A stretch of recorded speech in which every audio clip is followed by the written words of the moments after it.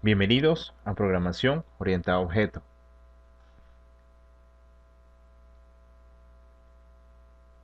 Para hablar de programación orientada a objetos, debemos conocer ciertos conceptos básicos, como lo son objetos.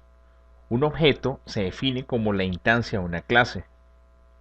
Un objeto en sí puede ser cualquier cosa que tenga atributos o características y que también tenga operaciones o métodos. Por ejemplo, esta camioneta tiene algunas características. Nosotros podemos decir que esas características son sus atributos. Podemos decir que es de color blanco. Podemos decir que tiene rines perfil bajo. Podemos decir que tiene unas dimensiones, que tiene asientos, que tiene eh, diferentes características. Esas características describen a los objetos. Y a su vez podemos decir que eh, la camioneta tiene operaciones. ¿Cuáles son las operaciones? Transportar personas, en este caso. También, dependiendo de su naturaleza, puede transportar mercancía y puede hacer muchos fines. Puede acelerar, frenar, cruzar. Tiene diferentes operaciones. Si hablamos del punto de vista interno, adentro también tiene otras operaciones. Puede bajar los vidrios, subir los vidrios. Entonces, un objeto sería cualquier cosa que tenga características o atributos y que también tenga métodos u operaciones.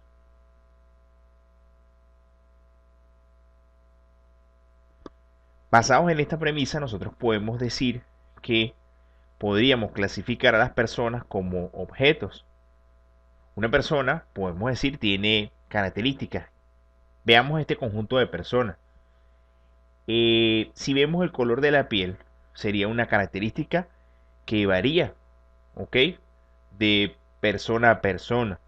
Si nosotros creamos una clase llamada persona, que sería como una especie de plantilla, y colocamos, por decirlo así, dentro de las características el color de la piel, podemos decir el color del cabello, podemos decir también la estatura, ¿ok? También podríamos decir el género. Nosotros podríamos clasificar a las personas que tenemos en la presentación como objetos de esa clase persona. Entonces, para tener objetos, nosotros necesitamos crear clases. Las clases serían como la agrupación o sería como la plantilla por medio de la cual nosotros vamos a crear esos objetos. Entonces, una clase sería esa plantilla en este caso, digamos, persona, tiene nombre, tiene el apellido paterno, apellido materno, en este caso colocamos una edad, ¿ok?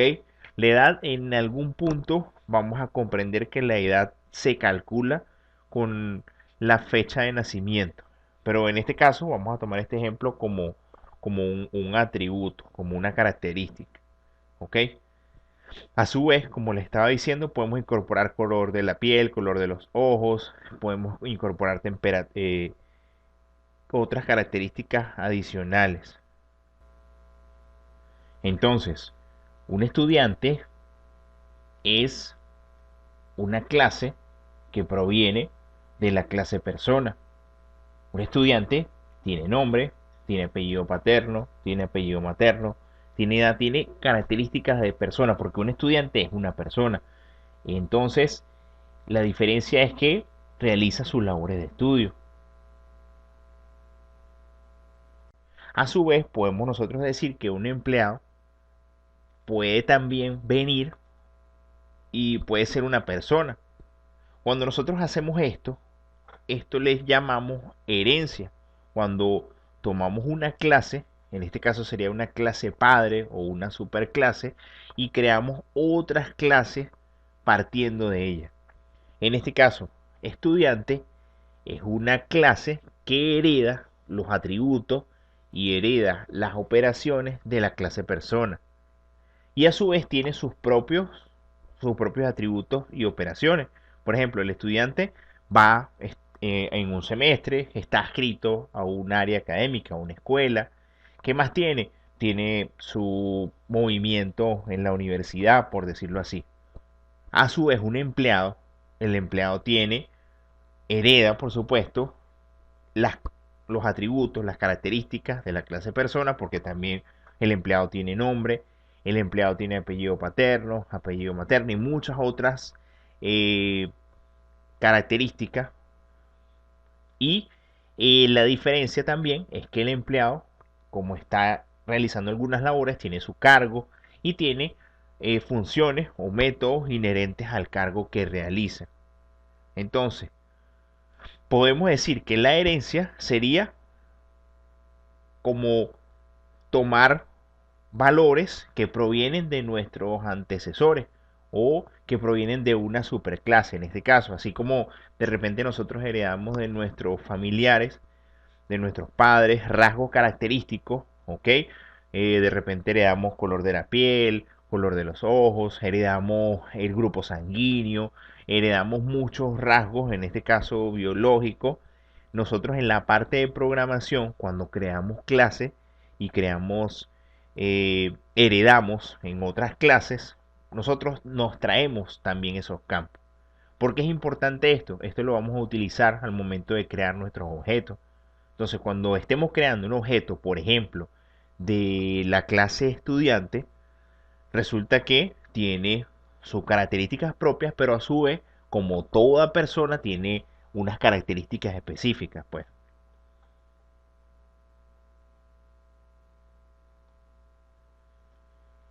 Polimorfismo.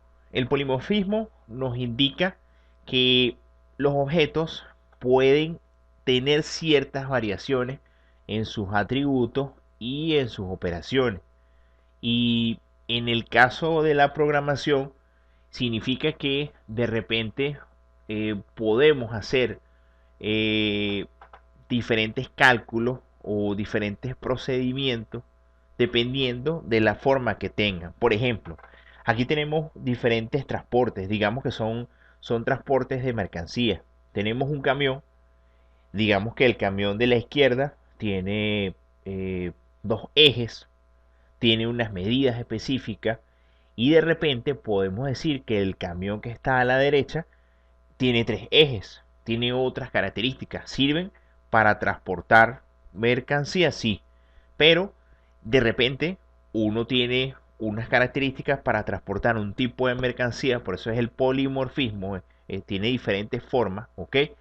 Y eh, de repente tiene para más toneladas, para más capacidad. En el caso de la camioneta, podemos decir que la camioneta tiene doble cabina, que no lo tienen los camiones, tiene dos ejes, pero a su vez podemos decir que la mercancía que transporta está como al aire libre, pues no está cerrada, tiene menos capacidad. Entonces, podríamos decir que el polimorfismo sería como cuando creamos estructuras que nos permiten realizar procedimientos, procesamientos, pero dependiendo de la característica o de lo que nosotros recibamos, nosotros vamos a utilizar alguna de esas funciones que pueden llamarse igual, pero tienen de repente atributos distintos. Otro ejemplo sería cuando de repente en la universidad nos dicen que saquemos un promedio de notas. De repente si finalizamos el periodo académico, nosotros si nos envían a hacer un promedio, ¿qué hacemos? Sumamos las notas y las dividimos entre la cantidad de notas. Digamos que hemos cursado 5 evaluaciones, entonces sumaríamos las calificaciones alcanzadas en las 5 evaluaciones y luego la dividimos entre 5 y obtenemos el resultado. Pero si de repente estamos en intermedio en el semestre, resulta que hemos realizado unas 2 evaluaciones nada más, entonces no podríamos realizar el mismo cálculo. Tendríamos que ajustar ese cálculo. Sería como una función polimórfica. Esa función polimórfica, por decirlo así, tendríamos que sumar esas 2 evaluaciones o esas 2 calificaciones que tenemos y dividirlas entre dos para verificar. Entonces, polimorfismo puede ser cuando tengo una función que recibe diferentes atributos, dependiendo de los que reciba nosotros procesamos, O puede ser que sean la misma cantidad de atributos, pero de diferentes tipos.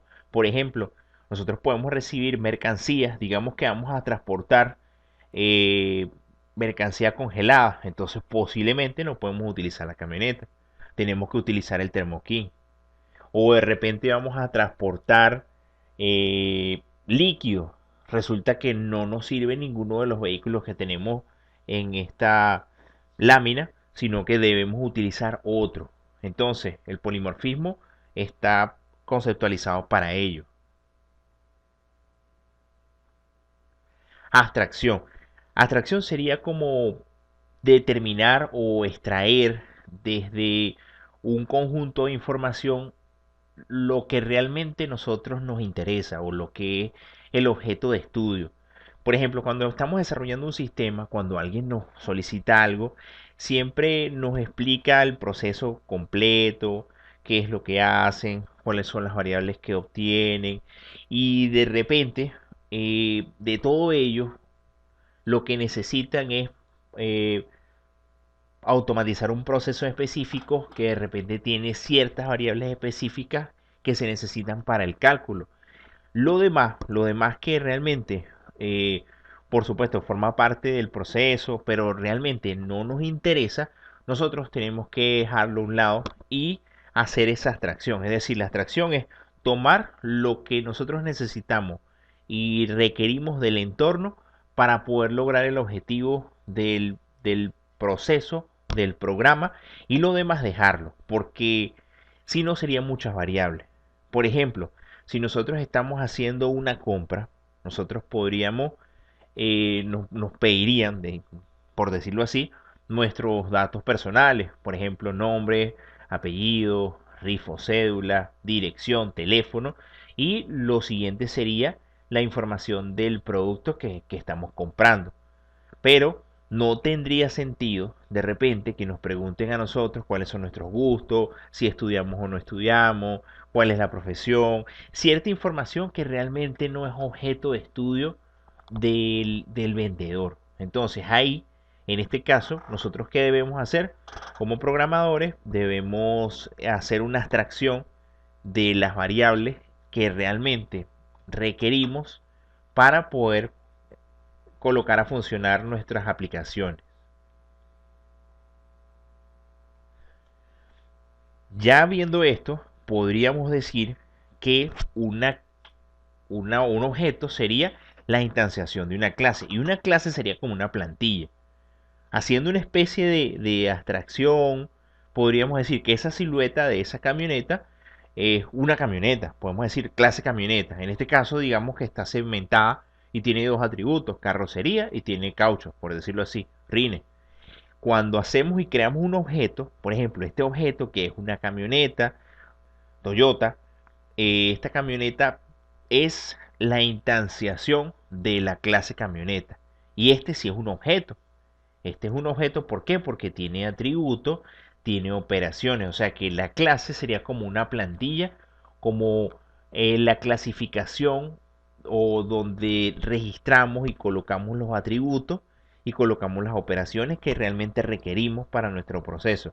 Y el objeto sería cuando nosotros decimos Hilux es una camioneta. Entonces ya ahí estamos, quiere decir que como es una camioneta, hereda las características, hereda los atributos, hereda las operaciones de una camioneta. En este caso tiene cabina o doble cabina, tiene la parte de carga, ¿ok? Tiene unas características en cuanto a caballos de fuerza, por decirlo así, tracción también, podemos decir eh, rines, diferentes eh, atributos o características.